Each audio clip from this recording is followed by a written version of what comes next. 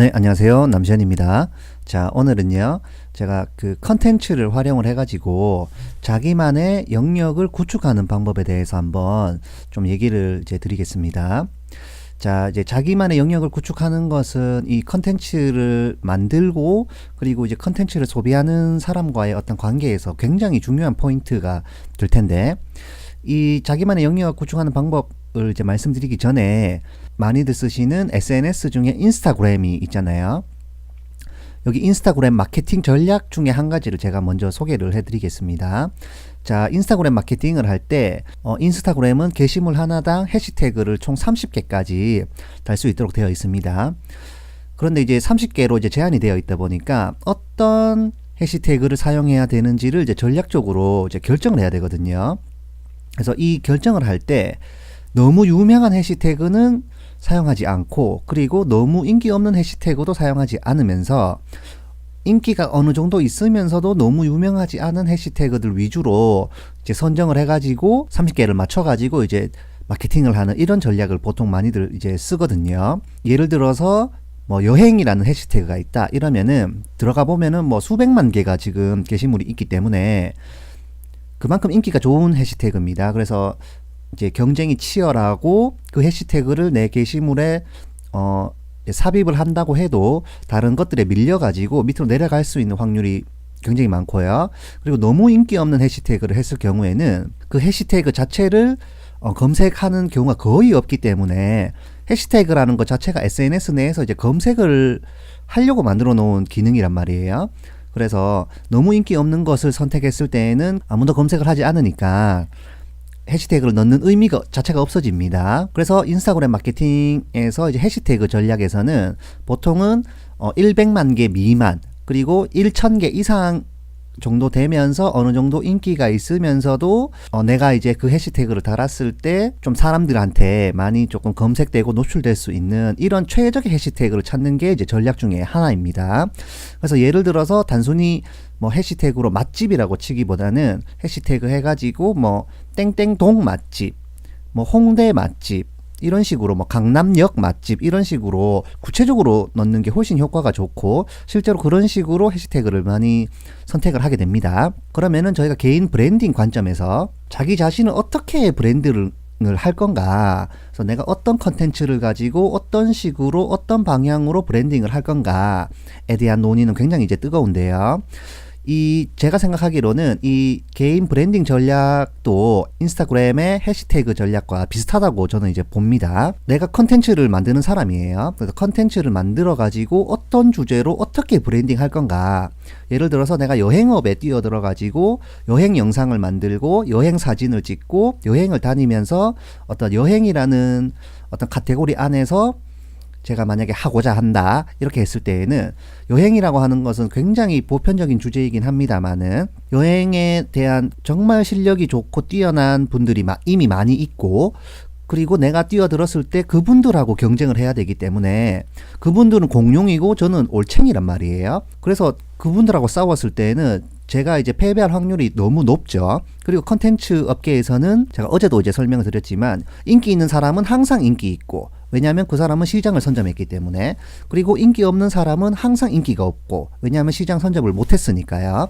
그래서 이런 현상이 많이 나타나는 게 컨텐츠 업계니까, 너무 인기 있는 주제에 뛰어들면 물론 참고할 수 있는 것도 많고, 어떤 여행이라고 하는 것 자체가 굉장히 재미가 있고 나도 여행을 좋아하기 때문에 솔직히 여행 싫어하는 사람은 없잖아요. 그래서 어떤 인기 있는 주제, 그리고 사람들이 보편적으로 알고 있는 주제에 뛰어들게 되면은 너무 많은 사람들하고 경쟁을 해야 되는 입장에 놓이게 됩니다.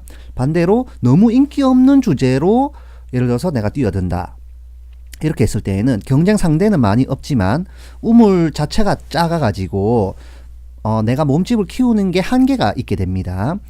그래서 이제 제일 좋은 것은 내가 어떤 주제를 결정을 할 때 너무 유명하지도 않고, 그리고 너무 이름 없지도 않은 어느 정도 중간 정도, 아니면 중간보다 한 중상위권 정도의 어느 정도쯤에 내가 자리를 잡아가지고 거기에서 시장을 선점을 할 수 있는 이런 주제를 잡아야 되거든요. 그래서 어떤 컨텐츠든 간에 자기가 잘하는 분야를 하긴 해야 되는데 그 주제 자체가 요즘에 인기가 있고 트렌드에 잘 맞는지를 먼저 파악을 해야 됩니다. 그리고 자기만의 영역을 만약에 내가 컨텐츠를 통해서 구축을 하고 싶다 이렇게 했을 때에는 뭐 어떤 식으로든 이제 다른 사람이 내 걸 봐줘야 되잖아요. 컨텐츠를 내가 만든 컨텐츠를 고객이나 소비자가 소비를 해줘야 되는데 이럴 때 그러면은 이제 이런 질문을 해봐야 됩니다. 왜 고객이 다른 사람 게 아니고 내 컨텐츠를 소비해야 되는가? 내가 세상에서 유일한 주제를 하지 않는 이상은 나하고 똑같은 주제를 다루는 다른 사람도 있단 말이에요. 뭐 여행도 그렇고 맛집도 그렇고 뭐 먹방도 그렇고 브이로그도 마찬가지입니다.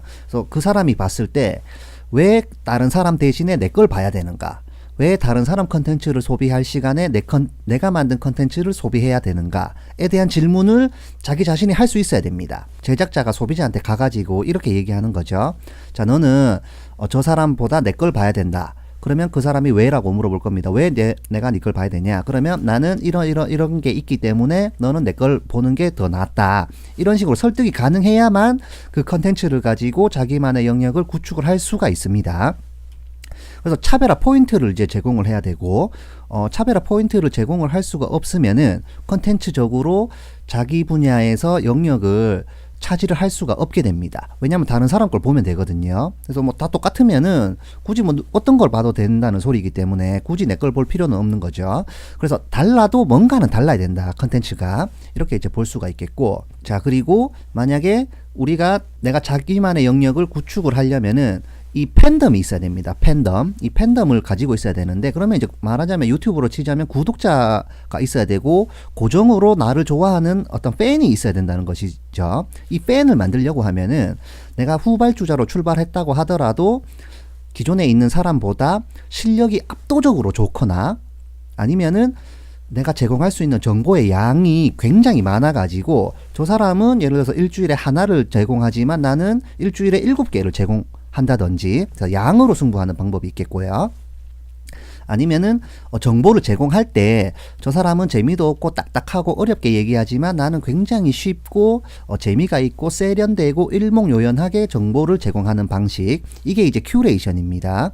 그래서 이 큐레이션은 뭐 박물관에 가면은 큐레이터가 있고요. 그리고 뭐 좀 고급 와인바에 가면은 이제 와인 소믈리에가 와가지고 뭐 어떤 식으로 이제 추천도 해주고 이렇게 하잖아요. 이런 것처럼 이 큐레이션을 해가지고 맞춤형으로 어떤 정보나 데이터를 제공할 수 있다든지, 아니면 아예 정보는 빼고 재미적인 요소로 굉장히 웃기게 얘기를 한다거나 아니면 굉장히 어려운 주제를 완전히 깊이 있게 다루는 이런 것을 해야만이 자기만의 영역을 구축을 할 수가 있습니다. 그래서 뭐 얼굴만 다르고 목소리만 달라가지고는 원하는 것을 얻을 수가 없고요. 자기만의 영역을 구축을 할 때 반드시 다른 사람들이 안 하는 주제를 내가 골라야 되는가, 여기에 대해서는 뭐 다양한 의견이 있을 수가 있는데 저는 레드오션에도 이제 빈틈은 있기 때문에 이 빈틈에서 자기만의 영역을 구축할 수 있다, 이렇게 이제 보는 거죠.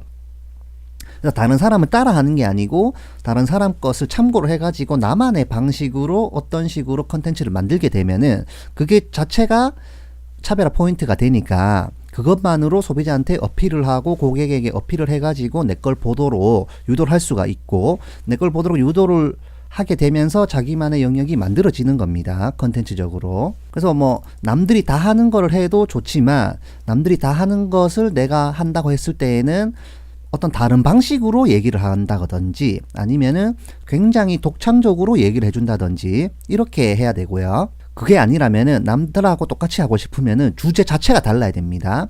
아니면은 얘기하는 방식이 굉장히 창의적이어 가지고, 예를 들어서 소프트웨어에 대한 어떤 설명이 저 같은 경우는 지금 그냥 일반적인 말로 하지만 어떤 분들은 노래로 할 수도 있어요. 그리고 또 다른 분들은 뭐 랩을 만들어 가지고 음악적으로 어떤 음성을 전달하는 방식도 있고, 뭐 파이널 컷 강좌라고 해도 반드시 이 말로 해야 되는 건 아닙니다. 뭐 전자소녀를 이용해 가지고 할 수도 있고, 굉장히 다양한 방식이 있고, 이건 아이디어가 이제 있어야 되고요. 어쨌든 간에 다른 사람하고는 달라야 된다. 내가 만약에 남들이 다 하는 주제를 남들하고 똑같은 방식으로 한다라고 했을 때에는 이미 그렇게 하고 있는 사람이 너무나도 많기 때문에 그 사람들하고 치열한 경쟁을 통해서 그것을 이겨내고 뚫어야 되니까 자기만의 영역을 구축하는 게 너무나도 어려워지게 되는 거죠. 자, 그래서 이제 정리를 하면은 자기만의 영역을 컨텐츠에서 구축을 하려면은 다음과 같은 6가지 정도 대한 것을 이제 고려를 해야 됩니다. 첫 번째는 주제가 독창적이거나 아니면 다른 사람하고 차별화가 되는가. 예를 들어서 너무 인기 있는 주제 아니면 너무 인기 없는 주제를 하게 되면은 진입하는 게 사실은 좋지 않다고 판단하는 게 좋고, 너무 인기 있는 주제 아니면 너무 인기 없는 주제 둘 중에 한 개만 골라라.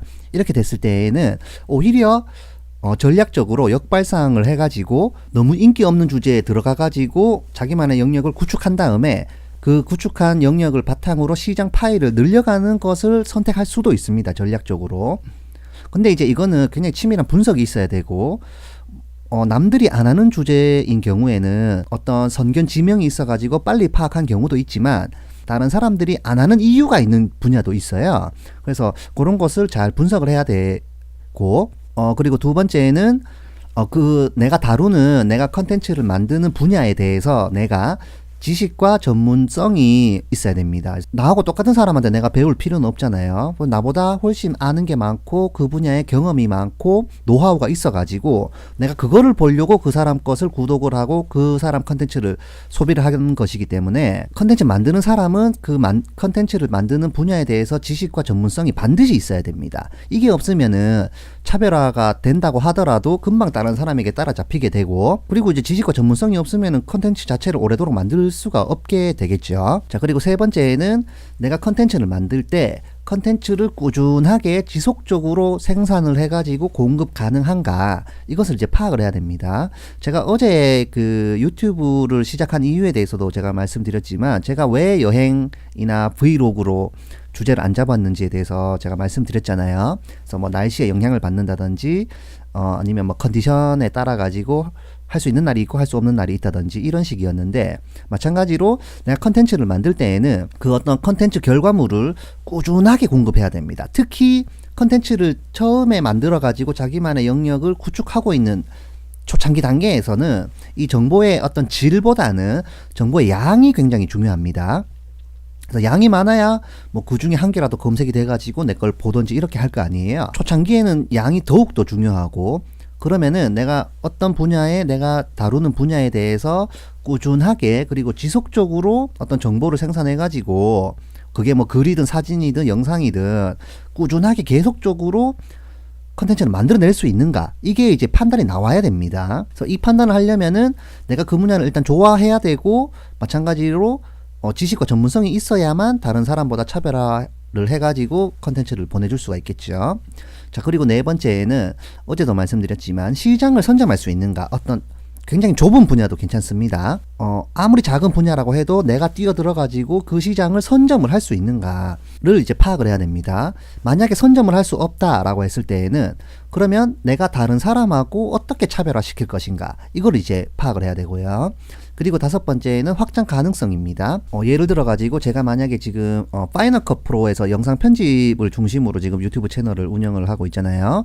그런데 확장을 하려면은 지금은 영상 편집이지만 나중에는 영상 촬영이라든지 아니면은 뭐 색깔에 대한 보정이라든지, 또 더 확장을 하면 뭐 사진 쪽으로 넘어갈 수도 있고요. 영상 편집하는 프로그램 자체가 소프트웨어이기 때문에 뭐 다른 소프트웨어로 확장한다든지 이런 식으로 조금씩 범위를 넓혀갈 수 있는 확장 가능성을 둬야 됩니다. 그런데 만약에 이 전문 분야의 확장 가능성이 거의 없는 분야로 내가 초창기에 뛰어들게 되면은 어느 정도 영역은 구축했지만 거기에서 더 발전을 할 수가 없고 더 몸집을 못 키우기 때문에 굉장히 좁은 분야에서만 활동해야 돼가지고 컨텐츠로 자기 영역을 구축하는 게 어려워지거든요.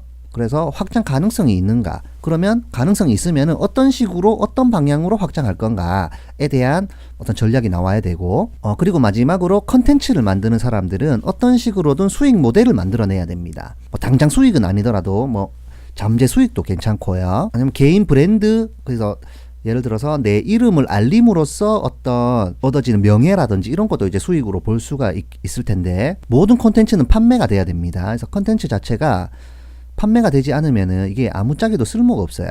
예를 들어 가지고 제가 세상에서 글을 제일 잘 쓴다고 한번 해보죠. 그래서 뭐 소설가보다도 훨씬 좋은 소설을 쓸 수가 있는데 이 소설책을 책으로 냈는데 아무도 안 산다. 이렇게 됐을 때에는 나는 세상에서 제일 글을 잘 쓰지만 책을 한 권도 못 팔았습니다. 이렇게 됐을 때에는 글을 아무리 잘 쓴다고 해도 실제로 판매로는 연결이 안 됐기 때문에 글 잘 쓰고 못 쓰고 아무 이제 쓸모가 없어지는 거죠. 컨텐츠라는 것은 어떻게 해서라도 이제 판매가 돼야 되고 뭐 돈으로 판매할 수도 있고요. 아니면은 컨텐츠끼리 교환을 하는 방식도 있고 컨텐츠를 제공함으로써 나라는 사람을 어떻게 브랜딩을 해가지고 나라는 사람 자체가 유명해져 가지고 그 유명세로 어떤 다른 일을 받아온다든지 이런 식으로도 할 수가 있고 뭐 여러 가지로 이제 수익 모델을 만들 수가 있는데 어쨌거나 내가 만드는 컨텐츠는 반드시 수익으로 연결이 돼야 됩니다. 자, 그래서 오늘은 그 컨텐츠를 만듦으로써 자기만의 영역을 구축하는 한 6가지 방법에 대해서 한번 알아봤는데요. 처음 컨텐츠 업계로 이제 들어오신 분들한테 조금 뭐 도움이 되셨으면 좋을 것 같고 아까도 말했지만 컨텐츠는 초창기에는 양이 중요하기 때문에 굉장히 양을 많이 해가지고 조금 많은 사람들이 이제 볼 수 있도록 이런 컨텐츠들, 재미있는 컨텐츠들 많이 만들어 주셨으면 좋겠습니다. 자, 오늘 영상은 여기까지입니다. 영상이 도움이 되셨다면요, 좋아요, 구독하기 꼭 좀 부탁드립니다. 감사합니다.